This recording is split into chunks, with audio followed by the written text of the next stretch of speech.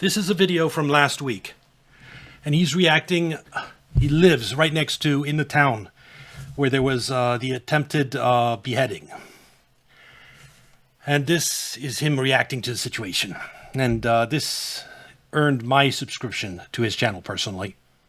The guy that tried to saw the head off a disabled man in Belfast, when he was taken to hospital for the wax to the dome, he threatened to kill one of the radiology nurses. That's how brutally savage this guy is. This Sudanese guy, they took him to the hospital for the damage that was done to his head, and he threatened to kill one of the radiology nurses. So I just why is someone this violent in the country, in the UK? Why? Or Tommy Robinson say something here about the he's on the same wavelength as me. You'll see. Picture. Here it is. I have removed the alleged image that featured in online reports of Stephen Ogilvie lying in a hospital bed. I've been reliably informed that was not him, and that Stephen's injuries are actually much worse. So that wasn't him. I don't think it was AI generated, but it wasn't him. Sometimes even doing research into images and using AI things can be mistaken or go wrong. I did do a reverse image search and absolutely nothing was found, which gave the claim some credibility, as did the AI response, also the Celtic tattoo. I apologize for making the mistake. So the image that you're seeing circulating of Stephen in the hospital bed is not real. It's not him. It's of somebody else who looks quite similar. I would be honestly... I wonder if he lost at least one of his eyes, the guy that was attempted beheading. I hope that he had at least the other eye is okay, because going through the rest of your life blind would absolutely suck. Super surprised if anyone at this point would be able to get in there, take a photo, and post it on the internet. Right now, I can't imagine anyone would be doing that. So the Sudanese guy was living in a flat with another Sudanese guy. Why couldn't he stab him? Why not stab him? Perfect. You're in proximity. It's us, though, isn't it? It's us they need to attack. We're the ones. And it's not terrorism, because we're not a protected group. We're secular. Being British means nothing. It's not an ethnicity that is recognized. We're the most easily victimizable group, according to leftist ideology. That's why this leftist ideology has been spread to us, is to enable this mass migration. To allow ourselves to be victimized. Nice. So okay, how can it be terrorism if white people are quite literally nothing? They're nothing. White British? Irrelevant. British is a passport. Christian? This is a secular country. Culturally, we're not tied to Christianity anymore. So every single attack by a Sudanese, by a Senegalese, by a Somalian, by a Pakistani, by any of these foreign invaders, any attacks from these people against us is purely because we're white, but white people are not a protected class, and therefore it's not terrorism. That's essentially what's going on here. Well, it's even more than that. Christianity is assumed to be white. It's a white religion. And so it's evil, just like being white, according to white privilege and the white guilt, white hitting ideology taught by leftists. So even if you're Christian, that's not a defense. Unless you're colored. Unless you're a Christian from Africa, then maybe your coloredness makes up for your Christianity. But this Sudanese guy that was taken to hospital, yeah, he threatened to murder one of the radiology nurses. I can only imagine what it's like escorting this around the place. It seriously must be like escorting an animal. This guy must be barely sentient. Barely sentient. Like, how the did he even get? That's the thing about mass migration. No vetting whatsoever. All the deranged monsters that are chased out of their communities around the world can come over to your place. Get here. I understand that he just flew from Sudan to Paris. He just flew to Paris and didn't go home. Did anyone stop him? No, they didn't. He flew from Sudan to Paris with a one-way ticket. No, that didn't flag anyone. Like, that's suspicious. And then he stayed in Paris for a little bit. How? I don't know. Probably just gave him a free house, free food, free stuff. We hate Frenchmen. Please. Before you leave, make sure you stab someone. He then flies from Paris to Dublin. Again, there's no visa on this guy's record. Why is he flying from Paris to Dublin? Not even this guy knows. This guy is just blankly staring. That's the EU for you. Once you're in, you're in. You can travel anywhere in the EU without a passport. And if you're, that's fantastic if you're illegal, because that means you can travel everywhere. Walking in directions like a lemming. And then he flies from Paris to Dublin. No one stops him. Why are you coming? Do you have a visa? Why do you have no return flight to Sudan? You know, like America does. Whenever I fly to America. Yeah, it's very possible you have NGOs paying for the tickets. Yeah, good point, Proton Snail. We don't know that for a fact. He might have worked DoorDash enough to earn enough for a ticket. Just a ticket inside of Europe. That's not very one-way ticket inside of Europe. That's pretty cheap. How long are you staying? Who are you seeing? When were you here last? Will you be flying on anywhere else when you get there? None of that. This guy just arrived in Paris and was just like, I'm gonna go to Dublin now. At no point did anybody check. And then he was in Dublin for a few months, I believe, or half a year or something like that. And then he got the coach. He got the coach all the way up to Belfast. So he's in Belfast illegally.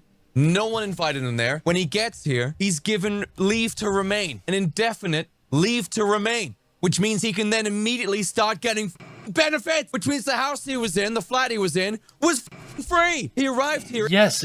We paid for this wonderful beheading dude. Illegally. No one checked him all the way from Sudan, through Paris, through Dublin, into Belfast. And then when he got here, he was like, asylum, please. And they were like, all right, mate, here's the keys to your free flat. Here's your free food. Have a good one. What? Yes. You think there might be some people in the UK that want a free flat, free food? I mean, I'll take the free flat and free food.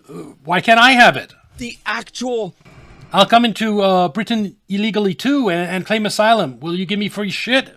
This is not open borders. This is no borders at all. This isn't people checking their shit and being like, well, okay, well, the border's open, so you can go in. No one's checking anything. Absolutely. He arrived here illegally, was here as an illegal. Everyone always focuses on the boats, the dinghies coming across the sound, the channel. But a lot of them just fly in. It ignores that's the way most of them come in, actually. The government didn't know he was coming. They barely even know where he was from. And then he was like, can I have asylum? And they were like, yep, there you go. Indefinite leave to remain, which means he now has access to benefits. He's eligible to receive taxpayer money. Remember that rape case that we covered yesterday? The police was stressing it wasn't illegal migrants that committed it. It was legal migrants. Like this dude. You come in, claim asylum, get permanent residence. You're not an illegal migrant anymore if your asylum claim is accepted. You're now just someone who flew into the country and are now gang raping UK girls. And you're not even illegal because government is has recognized you and is paying for your flat. Money. Isn't that wild? And then this guy goes and blows the entire thing by slicing up the face of a disabled white man that was loved by the community. People figured out how he got here, how he was living here. And people were like, okay, so open borders, there's no borders. You just gave him benefits. So he just got off the bus stinking like Sudan and you just gave him everything? Like, isn't that... And people are realizing, like, this is how they're getting in? And they had this thing in Dublin a couple of years ago when this first started. The truth is radicalizing, and I think it's getting out more and more. And bet you this guy's channel is exploding. Yeah, the globalist elites in Europe don't have long. They won't be able to hold on to power long. Immigration to Dublin first started, there were just military... And I guarantee you heads will roll in the elites for this atrocities that were allowed to happen. Aged black men just appearing in Dublin in their hundreds per day. They were camping out in the center of the city in shanty towns made of tents. Beautiful... This is a third world country. This is... Import the third world, you become the third world. Pristine Dublin streets, but literally over the period of a few weeks, shanty towns of strange African men. Europe is one of the biggest tourist destinations of the world. Not for long at this rate. I can tell you that Europe's appeal as a tourist destination is going down. I guarantee you that. As tourists come and they see this shit and they say, like, this is... If I wanted to go to Africa, I'd go to Africa. What is this shit? And yeah, the Asians coming over to visit Europe, that's going to go down. It takes years for the stories to spread and for traffic to go down, but I guarantee you, until this is fixed, Europe's tourism revenue is just going to shrivel up to nothing. Man, no children, no women, just African men. Why go to Europe and see Africa when you can go to China and see China, or Japan and see Japan? And just strewing about the place. And if you said anything about it, you're a fucking racist. And being a racist is by far the absolute worst thing. I mean, look at this shit. Disabled guy gets his face carved up like a Halloween pumpkin. The left were not aware of this until we all started getting upset about it. I saw people that I've neglected. Yeah, 10 years ago, no one would have been aware of this. This probably happened 10 years ago, and it was covered up. But we live in the post-COVID world where we now have an alternative media, a free X, and you can't cover this shit up no more. To unfollow because they just barely show up on my FYP. I've seen people that I used to know being like, I woke up this morning to loads of riots. What the fuck is going on? This attack has not shown up for leftists. They've not seen. Exactly. That's what I mean. That's what the entire problem. The only way you can be pro-migration is if you're completely uninformed about the truth. If you get your information about migration from the media. Just like you can only be pro-Israel if you get your information from the mainstream media. In other words, the mainstream media that exists to lie to you. If you go to the source of the truth and get stories of what's really happening in Lebanon, Palestine, yeah, you're radicalized. You go to the source of truth of what's actually happening with mass migration, the gang rapes, the insane violence, you're radicalized. So it's always... And it drives me nuts that when you have someone who, a leftist that is for Palestine and knows the atrocities happening in Gaza, but they're completely unaware of this shit. I mean, because they trust the media on other subjects, on immigration. It's insane. Seen it. They didn't see it until the riots started. We know why this The riots served a purpose. not permeating mainstream because they don't want this. They don't want to. They've been covering it up for decades. Of course, they this entire self-hatred whites have today, that didn't exist 20 years ago. No one I knew, it's not in any newspapers, any media, any gains from that time. It was non-existent. It's something that's been created since then to enable mass migration. expose this. They don't want to expose the fact that all of these unchecked, undocumented migrants that they're pulling in on purpose because Calgary plan. Now, look, this guy has been named. I can't seem to find the name. It was something like Adil Babagubu or whatever the stupid Sudanese name. Well, I don't really care. You care? You say, 20 years ago it was in schools? I must have missed it then. I grew up in Switzerland, so I didn't have it in schools. Oh, to some extent, I did read in U.S. schools. I read Mockingbird, To Kill a Mockingbird, but it was tame. That was in the context of all races are created equal. That I learned that we were still in. I was taught in public school. Martin Luther King. It was To Kill. It was. There was no like self-hating in what I was taught. It was, yes, there's a history. There was race. There was slavery, and it was bad. And blacks, were hurt because, but there wasn't the white guilt. There was no the self-hatred that there is today. You care what his name was? You can Google and find it. But we do have things coming out of. It was pretty tame. It was normal back then. What did I say? Like learning about slavery, like I did back when I was in school. It was something horrible that happened. You learn about it. You recognize it. Yeah, whatever. You don't start hating yourself. You don't start like thinking that being white is evil, like you do today. The words white privilege were never used. There was no systematic racism. That is new. I guarantee you won't find anything about systematic racism 20 years ago. That isn't something that is definitely created in like the mid, or spread at least, in the mid-2010s. And far after the mass migration had started. And so it's mass migration prompted the spread of this ideology, not the other way around.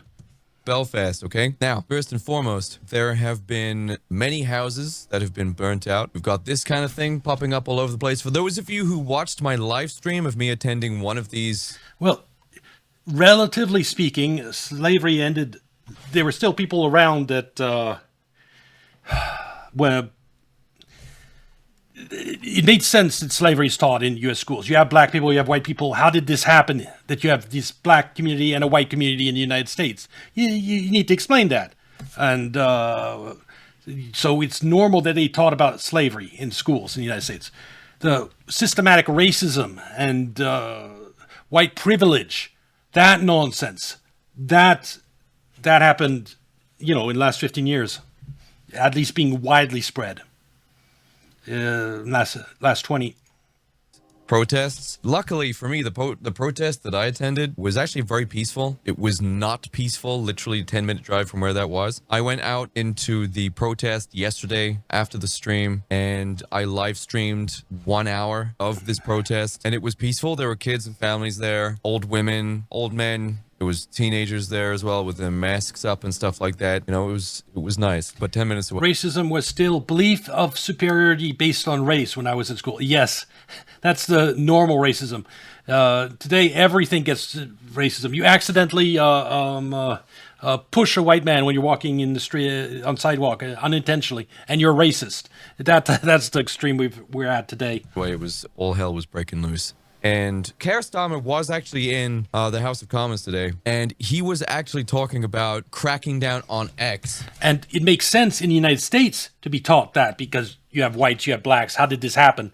To be taught slavery. But the UK, why the fuck are they teaching anything like white privilege, white racism in the UK?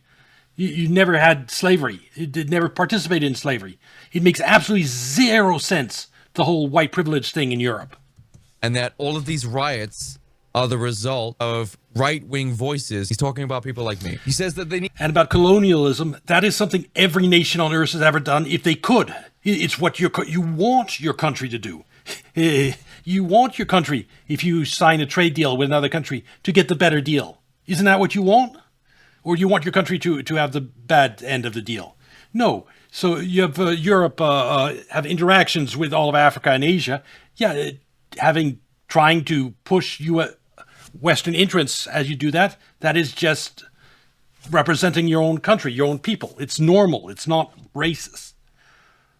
Need to crack down on... Britain, it did the same thing against different European groups. It schemed against the Germans and the French for decades. And they're not black or colored. And that's not called colonialism. But when they scheme against China or Africa, then that's racist? No. You see, racism, if you treat everyone the same, that's not racism. Because the riots are the result of incitement directly from right-wingers on X. So, once again, they are ignoring the actual problem. And it's so frustrating to the point where I want to claw my eyes out. It's so deeply frustrating. He sees the riots and he's like, well, what could have caused this? Looks around, ignores immigrants, ignores open borders, ignores the illegals flooding in, ignores the race crimes being committed by them, the religious crimes being committed by them, overlooks the gangs and the inquiry that's sitting on his desk that he keeps ignoring. He keeps ignoring all these things and he goes, it's Andrew Tate. I knew it. I knew it was him. It was Andrew Tate. I knew it. So now he wants to crack down on social media because they're responsible for the riot. You know what would be really funny? Sure, go ahead. I might try actually hanging out in Asmongold's stream and get his attention. If he streams at a time where I'm not streaming. If I could get pulled up, I could have some fun. I'm just thinking about that. Sorry. I should concentrate on video reaction. Keir, seriously, close it down. Keir Starmer, seriously, shut down X. You will find that the riots will still happen again. Oh, and Keir Starmer's world. Can you imagine if Keir Starmer got his way every single time? Where do you think it would end with that? Shutting down X wouldn't stop the riots, but they might be smaller. And that's the point. That guy. Seriously, let's imagine. Let's imagine Keir Starmer gets his way. You're now living in 1984. There's no social media. There's no organization. There's mass surveillance. And he's got everything his way. He's got cameras. You say it's hard to chat with Asmongold because of timeouts. If he brings you up, he'll refresh. He'll see you're timed out, your deleted message, and then untime you out. So if he has you up, you don't have to worry about the time limit. Up everyone's asses. He knows what you ate for breakfast. He knows everyone's bowel movements in the UK. No one can sneeze without him knowing about it. And there's still unchecked illegal immigration, mass migration, rampant. In fact, even more now because no one can report on it. And they're still flying in. They're still coming in. And yet the riots still happen. What do you think would be the next solution that he would suggest? Because that's what would happen. What he's essentially saying is, I want to handcuff all of these ethnic Brits. I want to handcuff, I want to subdue, I want to gag all of these native Brits. And that rape story we watched yesterday, that was exactly it. Telling everyone not to talk about it, not to talk about the gang rape that just happened. So that they can't complain, they can't retaliate, they can't organize, they can't communicate, they can't commiserate whenever I'm flooding their country with all these deplorables, these undateables. Because if you British people, the real British people, and I say that really, yeah, real, as in their ancestors have lived in Britain for centuries. Those are the real British. People that just come in or, yeah, they're not real British. The real British organize. Then about one thing, it's not hard at all for them to organize about other things too. They organize riots about what's going on with the migrants. They might organize riots with the corruption in government. It's very dangerous to allow your people to organize in ways you don't approve.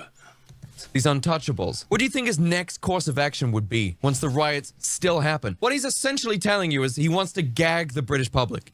He doesn't want to listen to your problems. He doesn't want to... That's why they're pushing digital ID in Britain. Is to try to stem this, try to prevent people from organizing because they're absolutely terrified. Like those cops that bring the child back to the gang rapist and say, have a good time. Yeah, those people are terrified of the public organizing. Acknowledge your problems. He's especially doesn't want to address the problem. He instead wants to shut you up is what he's trying to tell you. That's what he's telling you. He doesn't want to hear what your actual problems are. He knows what your problems are. He's told you time and time again he's not going to fix it because to him it's not a problem. This is right on schedule as intended. Keir Starmer is on the beaches of France blowing up the inflatable boats himself. There you go, lads. He knows what he's doing. What he's telling he's too lazy for that. You by cracking down on social media. He's not And they're flying in a lot of them. saying right-wingers are the problem. Alt-righters are the problem. Selfishly exploiting it for our own gain. Yes, the people angry about the rape gangs are the problem, not the people, mass raping women. He's saying that he doesn't want to hear you complaining about it. He wants to remove your ability to complain about it. Not realizing that by administering the restrictions I will add an element to this. He wants before 10 years ago, you did not have the ability to complain about it. All tech companies at that time were not free. The alternative views and they were censored. You could not talk about stories like this. And the trust in media was far higher than it is today. Trust in media. Now it's at record lows. It's even lower than that. And when people don't trust media, they get their information from other sources. And the ability of the elites to control things is gone. They want to compensate for their loss of control over the media. The things they used to be able to cover up, they want to be able to cover them up again. So it's not like he's talking about it like we've always had this ability to talk. I'm just pointing out that no, it's just this post-COVID time. There finally is some freedom, ability to get us these stories spread. And digital ID is an attempt to reverse that. he's already put in place, has already put people in this radicalized state as it is. People are this mad. People are this upset. People are this close to violence at all times because of the restrictions he has applied to the nation. And he wants to apply more restriction. Has he suffered brain damage? That's a joke. I've said this multiple times, okay? Keir Starmer is not stupid. He's not an idiot. A bumbling buffoon would not be this consistently malicious. It would be 50-50 making good. Yeah, that's what everyone is going to stumble down the conspiracy rabbit hole. Is you have to realize that, yeah, this was from the top. There is a malevolent group of individuals, of elites, of globalists that are fucking over Europe. And the leftist ideology are a symptom of that. They're not the root cause. Choices making bad ones. He consistently chooses the bad option. He chooses the evil dialogue option every time. This is on purpose. The funny thing is, you say it's the destruction of the West. In a way it is, but the root cause of this is is an attempt to delay the collapse of the rest, the collapse of the dollar. This mass migration is part of that. Without the mass migration, you'd have a collapse in housing prices, which would cause a financial crisis that would bring the world down. Mass migration is... Housing prices have not gone down since 2008. Yeah, look at this. This is perfect. This was the first housing bubble. This right here created the 2008 financial crisis, this downswing. And ever since then, housing prices have not collapsed this way. You have this little thing here. Actually, look at the timing of that. Biden comes into power, and you have housing prices going. Then he opens the border, and that is keeping housing prices from collapsing, the mass migration. Because if you had it go down like this again, you'd have another financial crisis, and this one would be the last. This one would be the one that brings down the dollar. That's why they have the mass migration. It's just Phoenix, but housing prices UK. Yeah, just look at this. 2008, they went down, and they've gone up ever since. That is because constant inflow of new people. Without that inflow, you're going to have a correction. Housing prices go down, and you have another financial crisis. This is an effort to keep the whole financial system, the corrupt financial system that benefits the 1%, propped up. And that's why they're bringing in the mass migration. It's housing prices, the amount of mortgages that are out there. Banks, all like Western banks, would all fail if you had 2008 again. There's zero cushion left. That's the reason we have to endure. That's the reason they spread this leftist ideology about self-hating yourself as white people, is to enable mass migration and to prop out housing prices. You might not believe me. That might sound extreme, but that is the reason behind it. The primary thing is the whole entire financial system goes down if housing prices go down, and housing prices go down if the immigration stops. It's intentional. He knows exactly what he's doing. Everything is happening as intended on the schedule that he's put together. But this right here is the result of the government not listening. They don't listen to you being like, well, I don't really agree with all these people coming in. They don't listen to that. They don't listen to silent protests. They don't listen to peaceful protests. On the EU side, there's also the globalists trying to erase the common identity of countries. There's also that element. But in the United States specifically, it's all about keeping the housing market afloat. Housing prices always going up. Protests in the street. They don't listen to marches. They don't listen to picketing. They don't listen to any of this stuff. They don't listen. They never listen. They don't want this. Maybe start listening to the people. If they don't want this shit to happen, maybe you should have acknowledged one of the many times you've been told what people actually want. You can't repeatedly, constantly, chronically, over and over again, not listening to their pleas, their begging, their protesting, their picking. You can't just ignore this and not expect something like this to happen. Yeah. It's democracy. Democracy is supposed to be the will of the people. You do democracy and never listen to the will of people, you get violence. Right here. We told you this was coming if you didn't get the savages out. Deportations are the moderate solution. Again, they've told you time and time again, they don't want to share their country with these immigrants. You never provide them with the opportunity to vote for something that gets them out. They have to put up with it. They have to tolerate it. You never listen. The entire reason for Brexit was to get them out, was to reverse the migration, was to get the borders under control and to get people out. Because if you're part of the EU, you can't do these deportations. You're locked down in all types of ways. And so the people actually voted overwhelmingly for deportations, and the political elites in UK refused to listen. That's not democracy. That's a mockery of democracy. Well, here we are. Now there's riots. How many times do you have to be told? Okay, so that might be a week old, but I wanted to react to that because it was... My thinking is on the same level as him. It's an unbelievable situation that you want to yell about. Anyway, this will be on YouTube. Like and subscribe. Come watch on Kick or Twitch. And I'll see you next video. Bye.